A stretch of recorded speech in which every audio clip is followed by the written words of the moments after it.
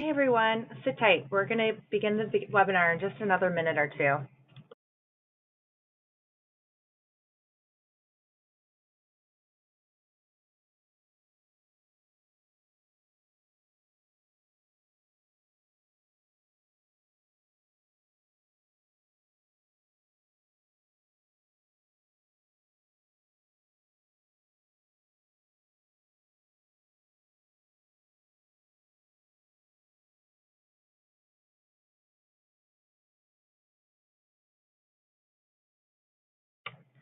All right. Hi everyone, and welcome to today's webinar, 5 Media Myths Marketers Need to Retire Now, sponsored by Marketing Evolution.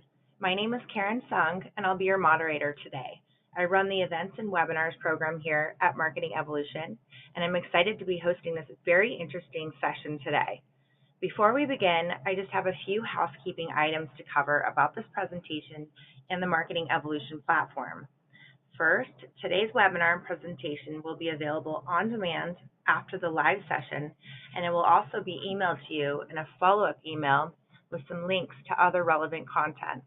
I'd also like to encourage you to share the recording with your coworkers and social networks. Second, we'd love to hear from you during today's presentation. If you have a question for our speaker, please feel free to send it through the questions or chat section of the control panel in your player.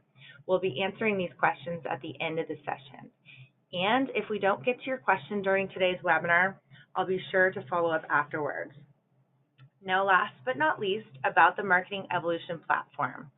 For those of you who don't know, Marketing Evolution provides a powerful marketing measurement and optimization solution. This tool increases campaign performance, sales, and engagement. Our person-centric approach provides marketers with actionable insights. It recommends media, message, and budget allocation, which empowers marketers to make accurate decisions that maximize marketing ROI and brand impact. So, without further ado, I'd like to introduce today's presenter, Pattie Glod, SVP of Professional Services here at Marketing Evolution. Pattie has a diverse experiences on all three sides of the desk, as well as in both media and marketing, which are the foundations of her perspective and approach.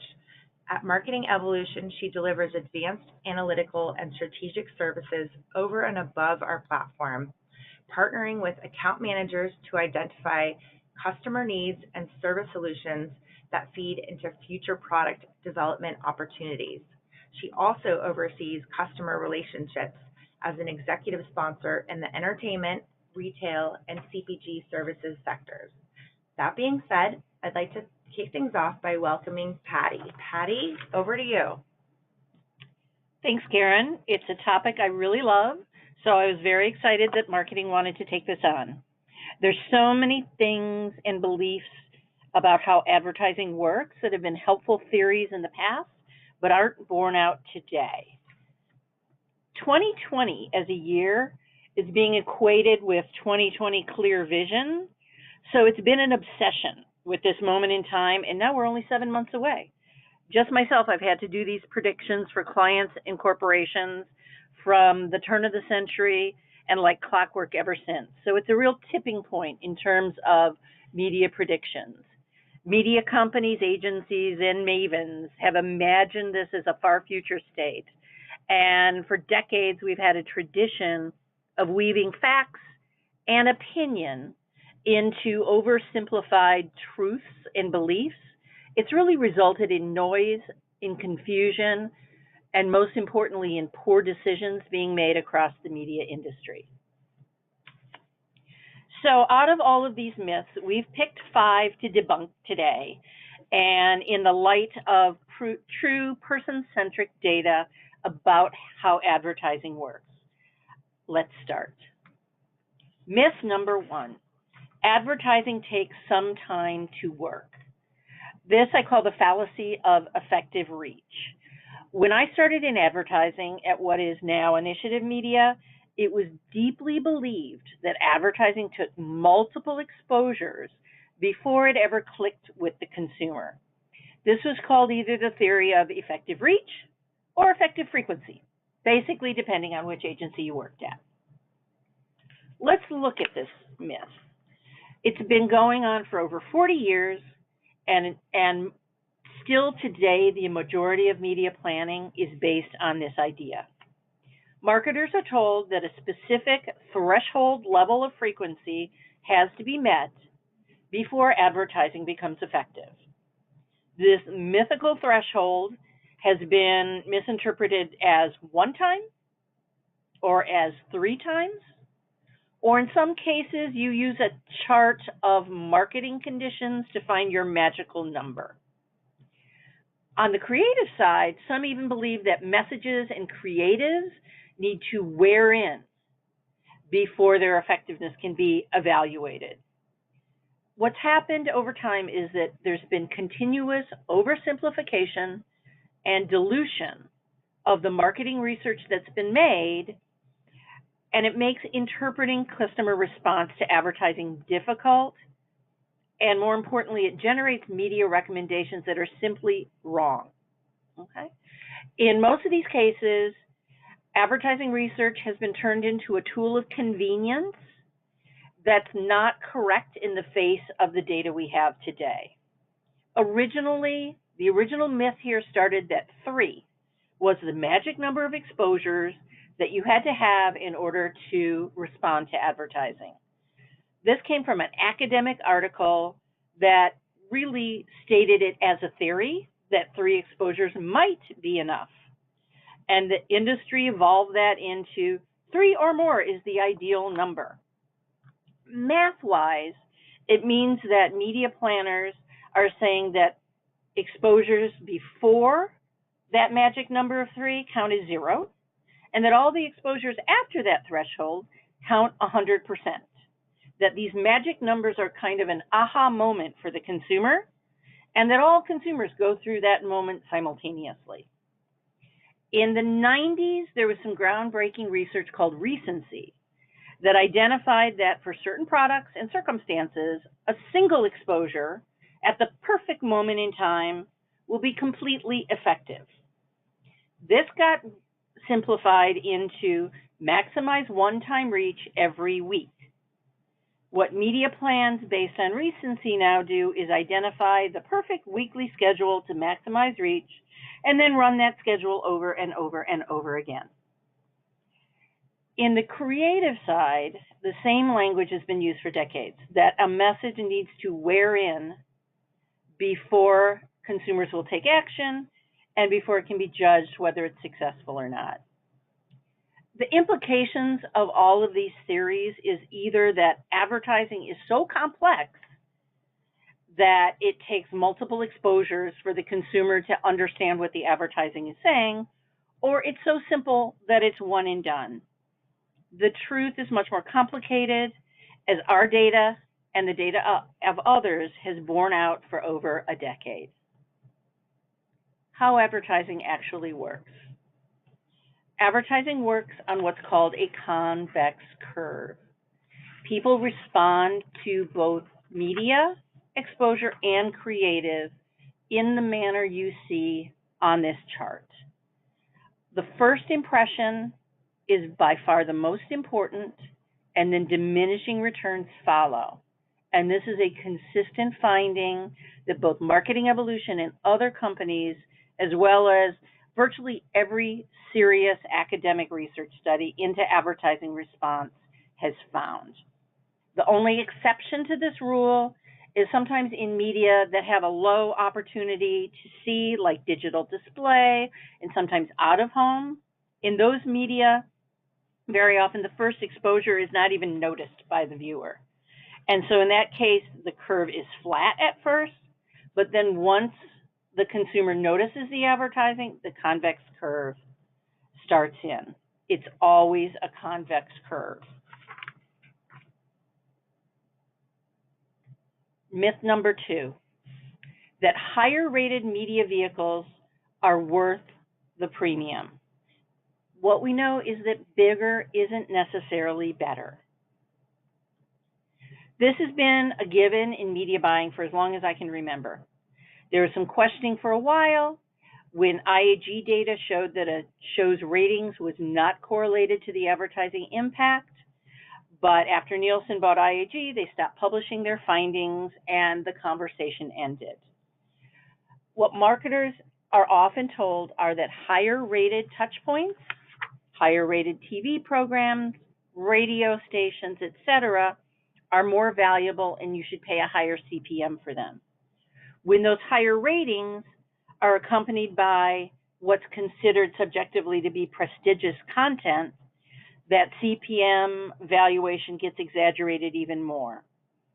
What happens then is advertising money chases these hot properties, and advertising pricing is a supply and demand dynamic, so the disparity of pricing between top properties and the rest of the inventory has gotten wider over time.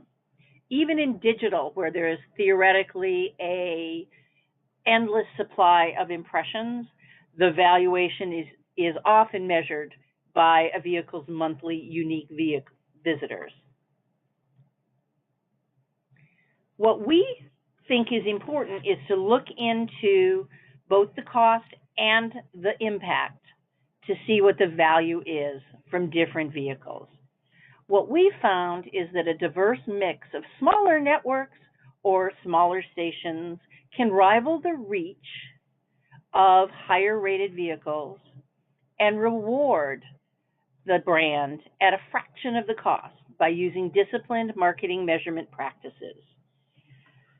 Even with regular buys, not just sponsorships, there's a feeling that you have to be on the big networks to get reach, and that's simply not true. Companies like Simul Media have made a big business by ignoring this myth. But in our current marketplace, network demands a premium over cable, and cable's been clustered into CPM tiers based on the average minute ratings. All your vehicle options, all providers really need to be on a level playing field, competing to be on the schedule that delivers the most reach for any given budget. Generally, we find that to be a healthy mix of diverse content across many, many sources. But it can be a pain to buy that way. You have to buy 25 networks instead of 10 networks. The advertising business is not really set up for that, between agency compensation deals to network package pricing, but customers, clients, brands need to advocate for this even playing field and make it worthwhile to get the most value out of your advertising dollars. Myth number 3, that different media do different things, and that we want to identify what a medium's good at and keep each medium in their boxes so that the media plan is easy to explain. An idea of that is the phrase, we are buying TV for branding and digital for acquisition. I wish it was all that clean in reality, but it's easier to write a media plan if you restrict media to specific roles that are the most typical and traditional for that medium. It's easier to rationalize the strategy and explain it to upper management, as well as it's easier to execute using the traditional rules. But at the end of the day, that limits both creativity and effectiveness. Sometimes we see brands even splitting their budgets into a branding budget and an acquisition budget and giving them to separate agencies. This is going to limit your ability to optimize your entire budget across the entire funnel. And a lot of the kind of phrases that make this myth dangerous are the ones you see on this page. TV is best for awareness and branding. Well, that might be true, but it's also one of the most effective media for direct response acquisition. People say digital is the best driver of acquisition. Digital can also, though, build a brand. Outdoor is a reminder medium for campaigns that are already established. Outdoor can launch a campaign, and it can make a big idea even bigger all on its own. And then people say radio is a frequency medium. Well, it is, unless you break the rules and buy it for reach. Here are a few examples. TV can deliver frequency based on how you buy it, and it delivers direct response. One of the most successful direct response products, you see on the right here, the Little Giant Ladder, was completely sold through DRTV and not digital for its first years of existence. Radio delivers reach. Well, yes, it can. But when Target opens new stores, they buy every single radio station in a market the morning the store opens, and they run a morning drive Target countdown until the 10 a.m. opening. They bought 37 radio stations in Chicago simultaneously, and they got 70% reach of the market in 4 hours. It's one of the most effective uses of radio that I've ever seen. And then I'll bet when you think of outdoor as a reminder medium, when you think of the Corona beer campaign, you think of the TV ads that they run today. But I'll tell you that for the first 5 years of that campaign, it ran 100% on outdoor and radio. Those are the two media that changed the entire brand image and changed its sales decline into becoming the biggest imported beer in America. So when you turn a medium inside out to do what it's not traditionally thought to be good of, you can really have groundbreaking campaigns and results. Myth number 4 is kind of a segue of myth number 3, where you think about things as branding or acquisition media. And this is the myth that says that branding media, most often television, can't be held directly accountable for sales. I'm still surprised that I hear this one, because our business and that of our entire industry has been built on busting that myth. But it's still out there. I heard it from a prospect less than a month ago. This is a wordy chart. I'm going to apologize for it, but it's something I want to walk you through. Measuring TV. TV ad exposure data has changed, and it can be as precise as digital when we bring it into a closed-loop environment like Marketing Evolutions and use identity resolution. Content and ads on television delivered via set-top boxes are authenticated TV and video experiences. The pay TV operator has first-party, identifiable data relationships with the household, not just anonymous cookies or to manage or reconcile like digital. So in some ways, the TV data we have today is actually better than some of our digital data. We can see the exposure. We can measure upper funnel metrics through our survey data, but then we use transactions from CRM files or third-party data partners to precisely determine the incremental impact of that medium throughout the customer journey, all the way to sales. We are partner agnostic. We work with any source of TV data, whether it's smart TV like Vizio or MSOs like Comcast and NCC. For other offline media, our survey data provides our customers with the same unique ability to derive person-level data and create that same path to purchase for radio, print, or outdoor. It is complicated. It is not easy. The data sources today are often new, often unstructured. There's a lot of work that we've been going through to clean up this data.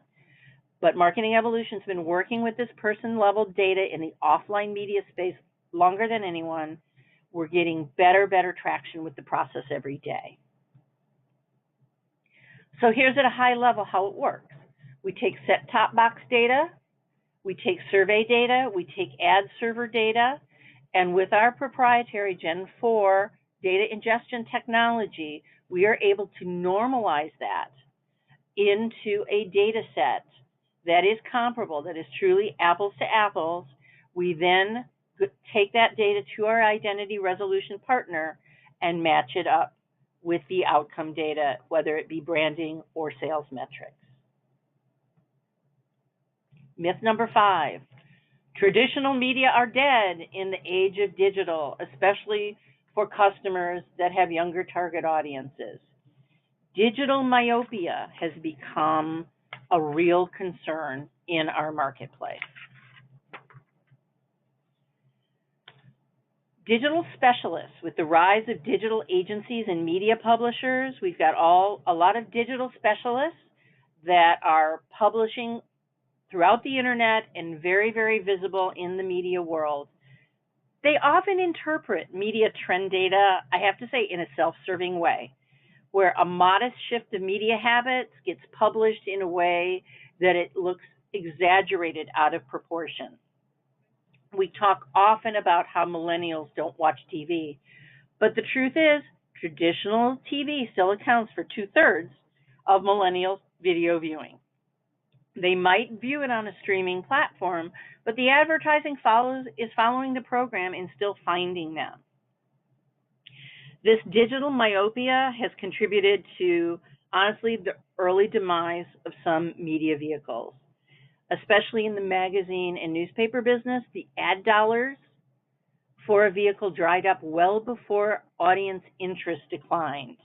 And indeed, advertising caused the demise of some media. Some marketers are so determined also to look modern within their company that they jump headfirst into digital without testing the waters. Many of them, most publicly, Procter and Gamble, have had to backtrack their statements and go back to a more well-rounded mix. I personally love eMarketer. They bring a lot of digital news, but I scrutinize every chart they show about the digital ecosystem because they scale things in, honestly, kind of self-serving ways, and they make a lot of changes in the digital ecosystem look more dramatic than they do. So today, it may be completely different 10 years from now, but today traditional media still has a significant seat at the table. The share of spending is way down versus 20 years ago, but productivity for traditional media is still near the top, both in our findings for our clients and those published by others like Accenture, TiVo, and the Era. So what clients need to do are to strategize for tomorrow, but buy for today. TV is still more cost-effective for most mainstream marketers than digital. Other offline media are also maintaining their edge versus their online counterparts. Almost every study you see cross-media, TV remains the most productive medium overall between both direct results and the assist that TV gives other media.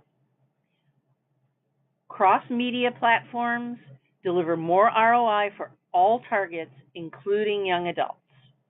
And marketers who overinvest in new platforms, thinking towards the future, are missing the opportunity to generate billions in revenue right now. So those are the 5 media myths demystified. That effective frequency really starts immediately at 1 exposure. High ratings, the juice in CPM premium, usually isn't worth the squeeze. Every medium can do anything with the right messaging and creative and media strategy. All media can be held fully accountable for both branding and sales. And what we call traditional media are still living large and producing results in today's marketplace. So that's the webinar. Any questions? All Back right. to you, Karen. Thanks, Patty. I appreciate you sharing your insights and recommendations today. All right, let's open it up to the Q&A portion of the webinar and take some questions from the audience. All right, let's see. First question, if advertising works with the first impression, why does it take a while to see results? Good question. This is more about how we measure rather than how advertising works. Even though the first impression is still the most effective, it can still take a period of time and an accumulation of impressions until the campaign builds enough reach and scale that the KPI impact can be captured in our data and measured as significant. You also have to remember that with a convex curve, even though the probability of response is incrementally the strongest at the first impression, that's not that old style threshold. It's not 100%. Some people respond after one time, others after two times, and so on and so forth. So it can take a degree of scale before we get response that's measurable. Okay, great. So another question, how do you get teams to think differently about the roles of each media? I'm a strong believer in having a pre-planning brainstorm with everyone involved. We at Marketing Evolution are happy to be part of that. It can be as simple as you, the client, opening the door to innovation. Sometimes presenting examples of turning a medium inside out, like we just used in the webinar, can get the thought process started. But as the client and the owner of the budget, you kind of need to set the bar for your teams and all of your partners so that they know this is what you're looking for. Okay, great. Okay, another question. How do I make sure I'm perceived as a forward thinker if I am the advocate for traditional media? This comes back to the three sides of the desk I worked on that Karen mentioned. I ran into this when I was a client marketer also. A way to approach that is to really have a robust learning agenda in your media budgeting. And that's critical to moving forward. I know if you call it a test budget, it's really hard to get the money and hold on to the money because it implies that those dollars aren't working as hard as they can. Calling it something else like a next generation media budget can help protect it. But a learning agenda where you're measuring a more forward-looking media mix is critical. At the same time, there's a meaningful role for digital media in today's marketing mix. It just has to be at the right proportions. So one of the things I see that people get excited about that we have concerns with is getting sucked into a large partnership deal with an online publisher is a tactic we're seeing a lot of yellow and red flags around.